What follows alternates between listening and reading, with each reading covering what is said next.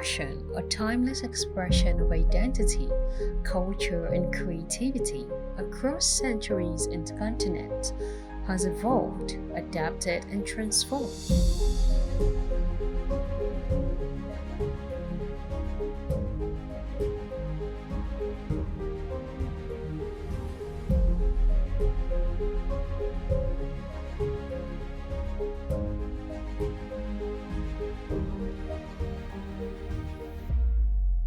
But here in Nigeria, fashion carries more than just fabric and thread.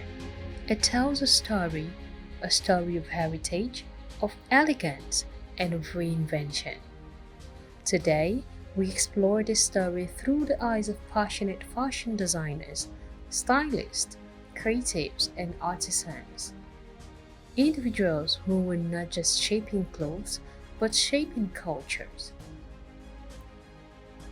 Meet Mr. Yusuf Adamo, a fashion designer renowned for his expertise in traditional Nigerian attire, from the majestic abada to flowing buba. To him, fashion is more than aesthetics, it's the preservation of identity. Butterfly. And this butterfly, it happened since about 25 years when I was in fashion. We have done butterfly before, but now he still came back. But when he came back, there is about 2 to 3 different type of butterfly where that people doesn't know. So, but the former one, butterfly, because we have bubu, we have butterfly bubu. Yeah, understand? So some people don't know the difference and the cutting their difference. So that's the normal butterfly before, bubu butterfly. That is one is raining now. You see all these big women in Abuja and other things wearing Lagos anywhere. So, but when you bring it, these young ladies of nowadays, they say, it's a old style, this and that. There's only you just return me like a mama, this and that, this and that. Like that's the challenge I face today. We always face, and it's a former style about 25 years, but it comes back. So if you talk about material, so all those style before they used to do them in adre material, but now why people using all this designing material where they rain to sew all those things or brocade and other things. So, but the problem, the fashion has passed. But see, today, people they are coming by when they say adre, I would like adre. And this adre is the old stuff about 25 years back, as I know. But then bring it back. It's raining. So many things. When fashion go, it will come back. Even when you come challenging of design, they are designed about 25 years back. Then we bring them, and you see the new people that just start newly. They cannot represent that kind of design again, or that kind of cloth again, because of that thing has passed before. Then he came back, and on that time, he turned to new thing. You must learn it. But you whether you have old skill, then you use the opportunity of your old skill to do the old one and the new ones. Indeed, the evolution of traditional attire speaks volume. The core remains rich fabrics, flowing designs, cultural symbols, but now with shaper tailoring, vibrant colors, and a fusion of global influences. Fashion isn't just about design, it's about material. The fabric is the soul of any attire, and like style itself, it also evolves. From hand-woven asoke to imported damask, the fabric industry is not only reviving lost art forms, but also creating new demand for locally sourced material, strengthening the link between fashion and community. This one always come from Benue. So we have the local one that people buy by material because of this one was so expensive. Because it's handmade, you can see. Let me show you like example. When I even go, when I was buying all this material, they have challenges. All the people there say they don't want to make this because it's so costly. But it's their grandfather, this in they are this in where they been learned. But now they need a light one because everything made by hand. So they use thread to buy it. Before the thread is 2,000, later it's 4, now it's almost 6,000. So we always have challenge about this. Uh-huh. This material, we call it TB material. The material is like ashoke material, but it's not ashoke. This one is made by hand, but that's why we call it TB material. And this is their culture, it's TB from Benue. This is Benue tribe. Fashion is not just what you wear, it's how you wear it.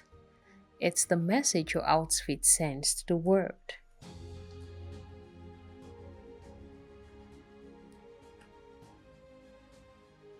And of course, style is deeply personal, whether in boardrooms, weddings, or the streets. Humans dress with intention, blending tradition, comfort, and self expression. The fashion industry is vast, and for many creatives, navigating it requires focus and passion.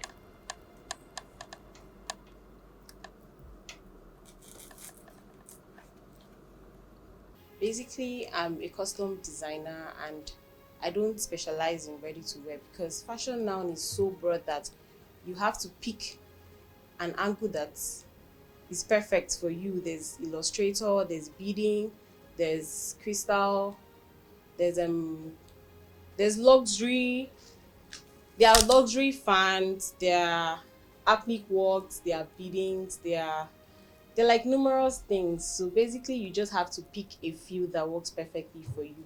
I'm more of a fashion designer and I do drapings as well. So basically, this is a drape dress. Most people tend to use drape dresses for fashion shoots or an impromptu event. This is not an actual dress. It was pinned from beginning to the end. But this structure is a corset structure that has already been prepared. So it could be used for different sizes that are quite close to, let's say a size 10 to a size 14 can use the same size if it was done in the way I made it. And it's a basic bodice just for a drape to lie on.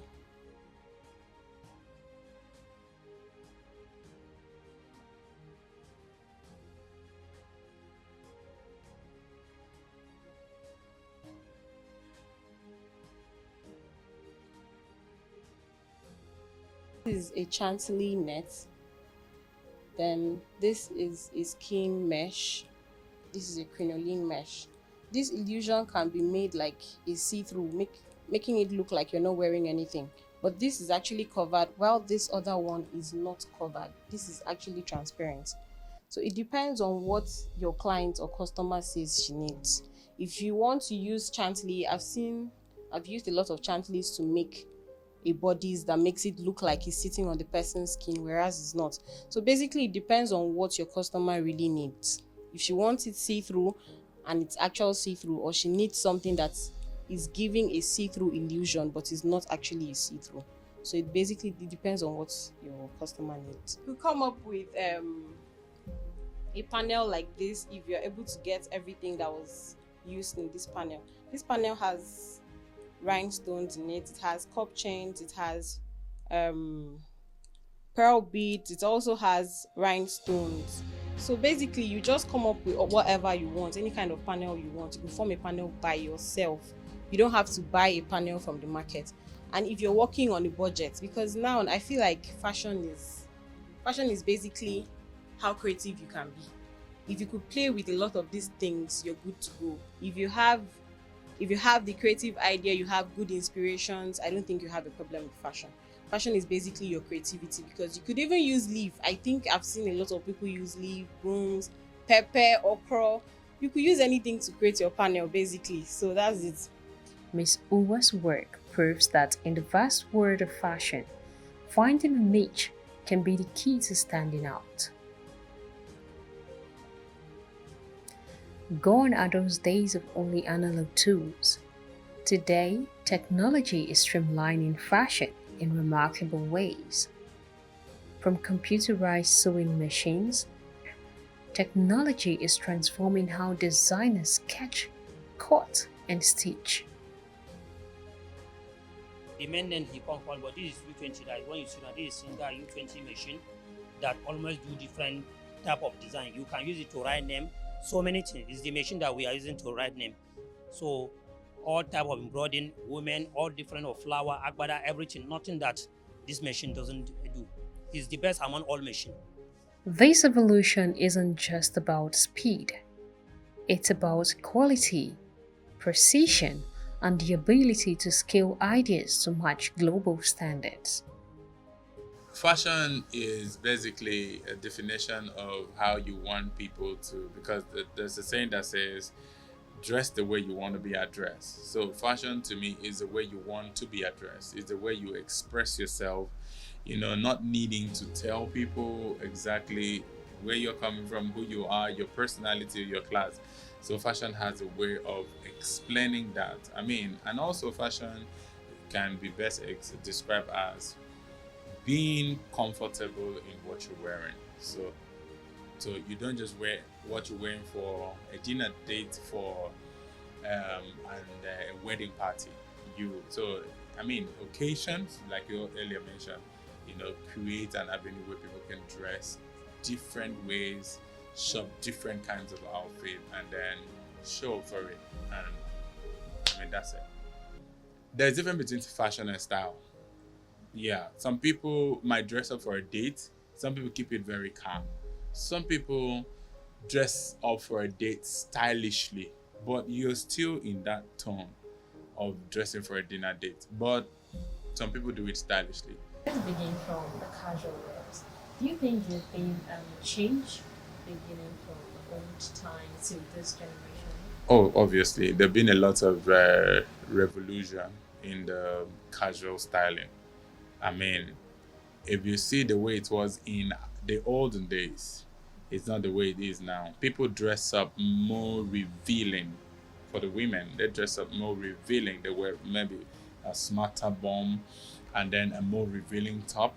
But then I think people, if a woman is dressing casually, you just do a loose pant and a full t-shirt. The only the part you could see is maybe the neckline, the sleeve line, but now you can literally see everything. So there's been a lot of revolution over time, in the casual sector part of the fashion industry. So there's been a lot. There's really been a lot. Most of these changes are recycled. Yeah, You can see that most of the trousers are back. Yes. So what do you think? Are they changes in terms of the way it is being styled now, or you feel they're just the same way, maybe with different names? It's been refined. Same tone, same pattern, same arrangement, but it's just been refined. So you see that maybe the heel were more bulker then, slightly slimmer now. It was too high then, maybe averagely. The height is not as high as it is, but it's just been refined. Trust me, fashion is recycling.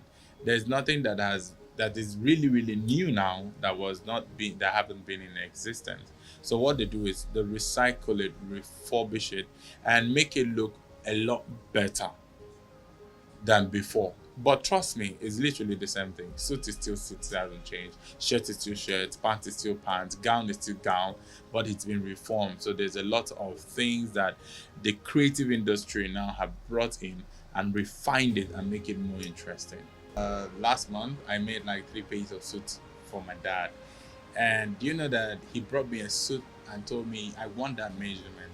Daddy, this looks too big. He said, no, that's what I wear. I'm not the new generation man. So when I came back, I tried to I refined it, tried to adjust, take like few inches away so that it would look smarter. Now he didn't notice it, but his wife now noticed and said, oh, this suit looks really good on you. Oh, I knew you should be making more suits for daddy. And trust me, I have tampered on certain things, but I would say yes, he would miss it, but I wasn't born in that generation, so I really don't understand what they really enjoyed, the comfort they had wearing those things that they were used to wear, very loose and all of that. We wear more fit clothes now, so I don't know if they are really missing anything, but I wasn't born in that generation, so I don't know what to miss yet. Okay, talking about my outfit today. I'm wearing an army green 3-piece suit with a floral slim tie beige shirt, and I'm matching it up with my boots and it's a custom made boot to for me. Being like a very stylish person, I just like my things to be way different from the norm. So I have my fedora hat, an army green fedora hat, and I have a pocket square, an off-white pocket square with a beige detailing to go with a little bit of that on my shirt, and then the off-white goes with the off-white detail on my tie, different styles and all of that. Now these are fabrics that are made for Nigerian consumption, like African consumption, because of our weather. So we try as much as we can to tone down whatever we are doing for these kids. Now these are like casuals for children, and then we have a whole lot. We have baby colors, boy colors, which are sky blue and also navy blue. And then we have in prints, we have designs in print, and then we have in jonkoso, styles like this. So something very modern for a boy child. Down here we have fabric for shirts, or office shirts, dress shirts.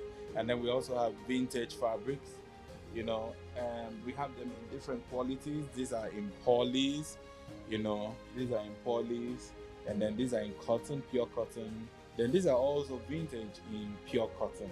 So these are also fabric that are still good for the Nigerian weather. They are a bit light, they are not heavy, so it's something that you can wear around. That's it.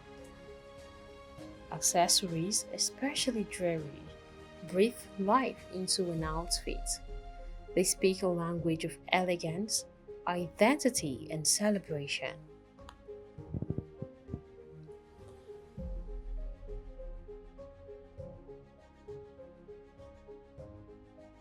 From coral beads at a traditional wedding to gold-plated chokers at modern events, accessories are constant in the world of fashion.